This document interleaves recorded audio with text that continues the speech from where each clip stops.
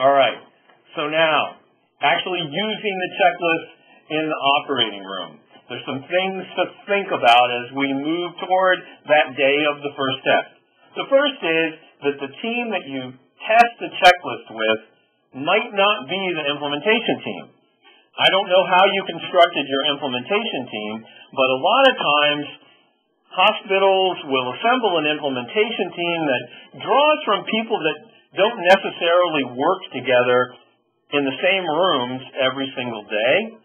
Well, that's going to make it very difficult then for the implementation team to actually be the same team that tests it over a patient the very first time. So you need to think then, we're the implementation team, what team of people then could we approach to test the checklist? And here's a basic rule that you need to follow with this work all the time, and we're going to talk about it a bunch, and that is test with a team that has enthusiastic people on it. The anesthesia provider, the anesthesiologist, the RNA, the nurse, the surgeon, and the tech. Don't start with somebody who's grumpy. Don't start with somebody who you know is going to give you a hard time.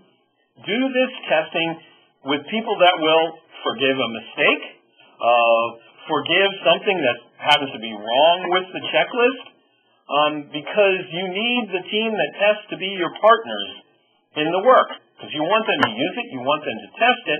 At the same time, you need their feedback to help make your checklist reflect reality and be usable in the workflow of your own environment. So test with an enthusiastic team. If you can possibly do it, have a member of the implementation team be in the operating room the first time that a team tests the checklist, at a minimum. It would be nice to have an implementation team member there during the entire testing phase to help people through problems that they encounter, and also to bring things back to the implementation team about how the checklist needs to be further modified. So like I said, avoid the mistake of picking a team that isn't enthusiastic about what you're trying to do, which is craft your checklist. Now, sometimes people are challenged with finding the enthusiastic surgeon, and what we've found in work that we've done now all around the world, and extensively in the United States, is that you want to look, if you can, for an informal leader amongst the surgeons to approach. Most of the time, the OR nursing staff has a pretty good idea about who's approachable with a new idea and who isn't.